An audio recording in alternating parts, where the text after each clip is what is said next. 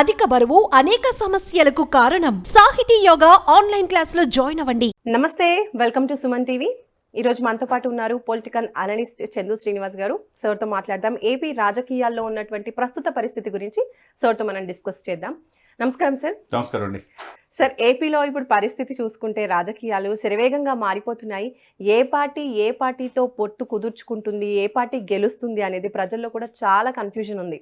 ఒకవైపు చూసుకుంటే BJP, TDP, Janasena ఒక పొత్తు కుదుర్చుకుని ఎలక్షన్స్ వైపు వెళ్ళబోతున్నారు అని టాక్ నడుస్తున్న తరుణంలో మీరేమంటారు? ఈ పొత్తు కుదిరితే జనాలకి ఉపయోగపడుతుందంటారా? ఎంతవరకు ఈ పార్టీస్ కలిస్తే సక్సెస్ అవుతుందంటారు? డెఫినెట్గా. అంటే ఆంధ్రప్రదేశ్ ప్రజలు ఇప్పుడు తెలంగాణ ఎలక్షన్ అయిపోయింది కాబట్టి ఏపీ మీద పూర్తి కాన్సన్ట్రేషన్. దక్షిణ భారతదేశంలో అన్ని పార్టీలు, అన్ని నేషనల్ పార్టీలు, కాంగ్రెస్ కావచ్చు, ఇటు బీజేపీ కావచ్చు, అటు ఇండియా కూటమి, ఇటు ఎన్డీఏ కూటమి ఆంధ్రప్రదేశ్ మీద పూర్తిగా కాన్సన్ట్రేషన్ చేసింది. ఎందుకంటే ఇక 3 నెలలే చేతిలో ఉంది. ఎట్లయినా ఇక్కడ అధికారం రావాలి, ఎక్కువ ఎంపీ సీట్లు రావాలని అటు బీజేపీ భావిస్తుంది. అదే సమయంలో కాంగ్రెస్ పక్కన తెలంగాణ రాష్ట్రంలో ఉన్న విజయాన్ని ఆసరాగా తీసుకొని ఈ 2 రాష్ట్రాల్లో అటు కాంగ్రెస్, ఇటు కాంగ్రెస్ 2 ఎంపీ సీట్లు ఎక్కువ పొందాలి, తన ఉనికిని కాపాడుకోవాలని ఆల్రెడీ ప్రూవ్ చేసుకున్నారు. తెలంగాణ ఇచ్చి 10 ఇయర్స్ తర్వాత ఇక్కడ విజయం సాధించారు. రేపు ఎంపీ ఎలక్షన్ కూడా నువ్వా నేనా అన్నట్టు ఇక్కడ ఉన్నది. కానీ అక్కడ ఆంధ్రప్రదేశ్ పరిస్థితులు అంటే డిఫరెంట్. కాంగ్రెస్ ప్రస్తుతానికి సమర్థవంతమైన నాయకత్వం లేమి వల్ల చాలా ఇబ్బందులు గురవుతుంది. లేటెస్ట్గా షర్మిల గారు ఆ బాధ్యతలు తీసుకుంటున్నారు. ఎలా ఉంటుందో మనం వేచి చూడాలి.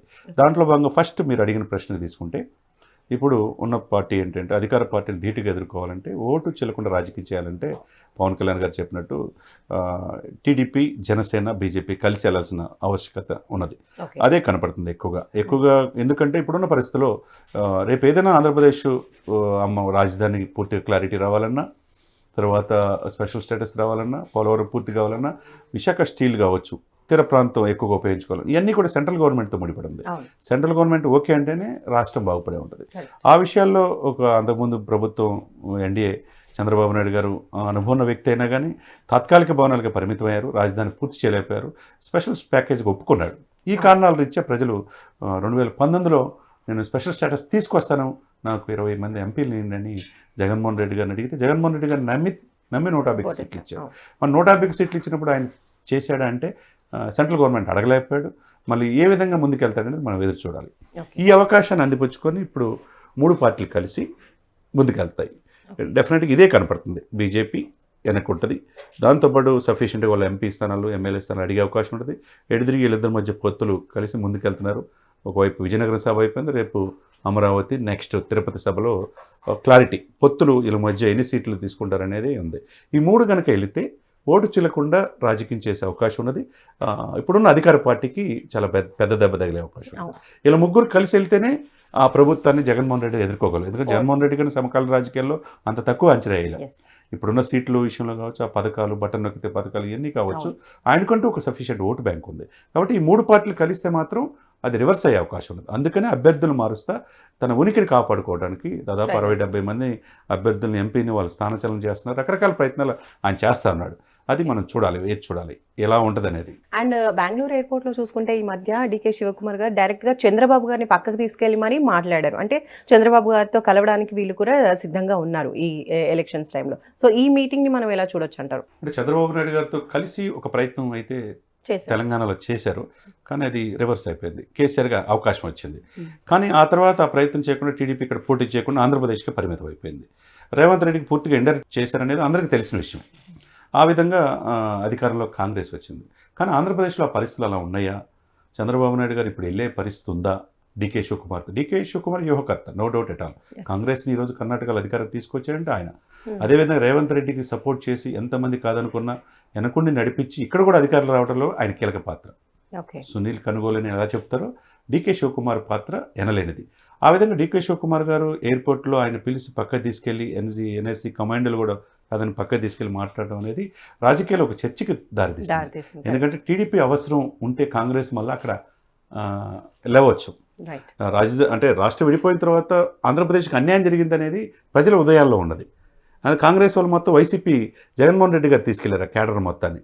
మళ్ళీ ఇప్పుడు రావాలంటే మళ్ళీ షర్మిల రూపంలో కాంగ్రెస్ బతకాల్సిన పరిస్థితుంది. అదే సమయంలో ఆయన వ్యూహ ప్రకారం షర్మిల వస్తే ఇటు చంద్రబాబు నాయుడు గారు కలిపితే కనుక అధికారులు రావచ్చు అనేది ఆశ కావచ్చు. కానీ ఆ అవకాశం ఉన్నదా లేదా అనేది చూసుకోవాలి. ఎందుకంటే రాజస్థాన్, మధ్యప్రదేశ్, ఛత్తీస్గఢ్ ఎలక్షన్లో కనుక కాంగ్రెస్ వస్తే కనుక డెఫినెట్గా చంద్రబాబు నాయుడు గారు డీకే శివకుమార్ గారి యొక్క ప్రపోజల్ యాక్సెప్ట్ చేయొచ్చు, వెళ్ళొచ్చు. కానీ అక్కడ ఉన్న అవకాశం మళ్ళీ మోడీ అనేది వాళ్ళకి కూడా తెలుసు. ఈ వీక్లో ఫస్ట్ వీక్లో పవన్ కళ్యాణ్ గారి ద్వారా ఎన్డీఏ కూటమిలో చేరడానికి చంద్రబాబు నాయుడు గారి అపాయింట్మెంట్ని ఢిల్లీ పెద్దలతో, బీజేపీ పెద్దలతో మాట్లాడుతున్నారని విశ్వసనీయ సమాచారం. అదే కనుక జరిగితే చంద్రబాబు నాయుడు గారు బీజేపీతో ఎన్డీఏ కూటమితోనే 26 పార్టీలు ఉన్నాయి, 27వ మిత్రపక్షం టీడీపీ అయ్యే అవకాశాలు స్పష్టంగా ఉన్నది. కాబట్టి డీకే శివకుమార్ ప్రపోజల్ని వ్యూహం ప్రకారం ప్రస్తుతం ఆంధ్రప్రదేశ్ రాజకీయాల ప్రకారం కాంగ్రెస్తో కలిసి వెళ్తే టీడీపీకి లాసే తప్పితే ఉపయోగం లేదు. అప్పుడు జనసేన పోరాట పటిమ కావాలి, జనసేన పవన్ కళ్యాణ్ సపోర్ట్ కావాలి, బీజేపీ సెంట్రల్ సపోర్ట్ కావాలి. కాబట్టి ఈ ప్రపోజల్కే చంద్రబాబు నాయుడు గారు యాక్సెప్ట్ చేసే అవకాశం స్పష్టంగా కనపడుతుంది. అండ్ ఇంకో విషయం ఏంటంటే ఇక్కడ ఇప్పుడు సిపిఐ, సిపిఎం కూడా జనసేన, టీడీపీతో కలిసి రాజకీయాల్లో ఇప్పుడు ఎలక్షన్స్లో పోటీ చేస్తే బాగుంటుంది అని సిపిఐ నారాయణ కోరుకుంటున్నటువంటి పరిస్థితి కూడా కనిపిస్తోంది. మరి ఈ కూటమిని ఎలా చూడొచ్చు? నారాయణ గారు కోరుకోవడం తప్పలేదు. ఆయన ఆలోచన ప్రకారం సిపిఐ, సిపిఎం ఓటు బ్యాంక్ అనేది ఉంది. కానీ గెలిచేంత ఓటు బ్యాంక్ ఉందా లేదా ఇప్పుడు ఆంధ్రప్రదేశ్ పరిస్థితులు అనేది చూడాలి. ఆ పాయింట్ ఆ ప్రపోజల్స్లో రేవంత్ రెడ్డి గారితో సఖ్యతతో ఇక్కడ మనగలిగింది తెలంగాణలో. అక్కడ ఆంధ్రప్రదేశ్లో ఏంటి, సిపిఐ, సిపిఎం వాళ్ళు కోరుకునేది ఏంది, బీజేపీతో లేకుండా మాతో కలిసి రండి అంటారు. బీజేపీతో లేకుండా పవన్ కళ్యాణ్ వస్తారంటే రాడు. అదేవిధంగా టీడీపీ బీజేపీ కలిసి, టీడీపీ జనసేన కలిసి బీజేపీతో కలిసి వెళ్తే తప్పితే వాళ్ళు చెప్పినట్టు విడిగా పోటీ చేసి బీజేపీని కాదని వచ్చే పరిస్థితి ఇప్పుడు లేదు. అప్పుడు వాళ్ళ ప్రపోజల్, వాళ్ళకి కోరిక తప్పలేదు. అందరి కలిసే ప్రతిపక్షాలు ఏకమైతే జగన్మోహన్ రెడ్డి ఎదుర్కోగలం, డెఫినెట్గా ప్రతిపక్షాలన్నీ అధికారంలో వచ్చే అవకాశం ఉన్నది. అంటే బీజేపీని ప్రస్తుత పరిస్థితులు పక్కన పెట్టే పరిస్థితి సెంట్రల్ గవర్నమెంట్లో మనం చూస్తున్నాం. మన 2 సభలు అయిపోయింది, 3వ దఫా కూడా బీజేపీ వచ్చే అవకాశం ఉంది. కాబట్టి ఆ బీజేపీ స్నేహం కోరుకుంటారు తప్పితే సిపిఐ, సిపిఎం చెప్పినట్టు వెళ్ళే పరిస్థితి లేదు. ఒకప్పుడు ఓటు బ్యాంకు డిసైడ్ చేస్తారు, కానీ ఇప్పుడు నాయకులే కనపడుతున్నారు తప్పితే చిన్నగా ఆ ప్రాధాన్యత లెఫ్ట్ పార్టీ, ఆ భావజాలం, ఆ ప్రాధాన్యత ఆంధ్రప్రదేశ్లో తగ్గుముఖంగా ఉన్నది. అండ్ మరోవైపు చూసుకుంటే షర్మిలకి ఏపీలో కాంగ్రెస్ పగ్గాలు అప్పచెప్పే ప్రయత్నాలు కూడా జరుగుతున్నట్టు తెలుస్తోంది. ఇది ఏ పార్టీకైనా లాస్ జరుగుతుందంటారా? అంటే ఒక రకంగా కాంగ్రెస్ని, అంటే కాంగ్రెస్ అభ్యర్థులు పోటీ చేసే అభ్యర్థులు లేరు. ఎందుకంటే ఆంధ్రుల అభిమానం మీద, వాళ్ళ గుండెల మీద కొట్టినట్టు విభజన తీరు సాహిత్యంగా జరగల. మాకు అన్యాయం చేసింది కాంగ్రెస్ అనేది, ఆ విధంగా కాంగ్రెస్ అనేది కనుమరుగైపోయింది ఆంధ్రప్రదేశ్లో. ఇప్పుడు తట్టి లేపే వాళ్ళు ఎవరు కనపడుతున్నారంటే రఘువీరారెడ్డి గారు ఉన్నా ఎప్పుడో వస్తున్నాడు తప్పితే లేదు, రుద్రగిరి పద్మరాజు గారు ఒక ఆయన మాత్రం ఉన్నాడు. ఈ సిచ్యువేషన్లో ఒక ట్రబుల్ షూటర్గా కావాలి, ఒక ఫేమ్ వాల్యూ ఉన్న వాళ్ళు కావాలి.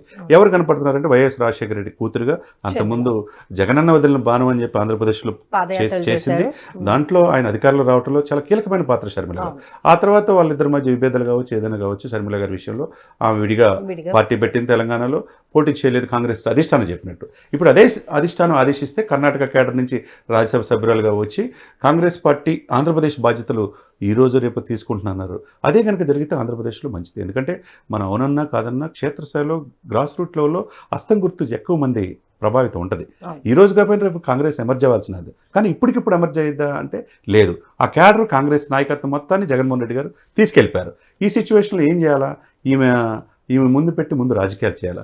దీంతోపాటు ఆర్కే లాంటి వాళ్ళు సీనియర్ నాయకులు, వైసీపీ నాయకులు, సానుభూతి పరులు, మంగళగిరి ఎమ్మెల్యేగా చేసిన వ్యక్తి వైసీపీని వీడి రేపు ఆ పార్టీలో చేరతారంటున్నారు. అదేవిధంగా వైసీపీలో టికెట్లు ఆశించిన వాళ్ళు, టికెట్లు రాని వాళ్ళు షర్మిల గారితో సేల్ అయ్యే అవకాశం ఉన్నది. ఆ విధంగా పాత తరం నేతలు మొత్తం షర్మిల గారితో వస్తే కనుక ఆ విధంగా ముందుకెళ్ళొచ్చు. వెళ్తే కనుక ఇప్పుడు కాకపోయినా నెక్స్ట్ ఎలక్షన్లో ప్రభావితం చూపే అవకాశం ఉన్నది. ఇది ఎవరికి లాస్ అంటే వైసీపీకే లాసు.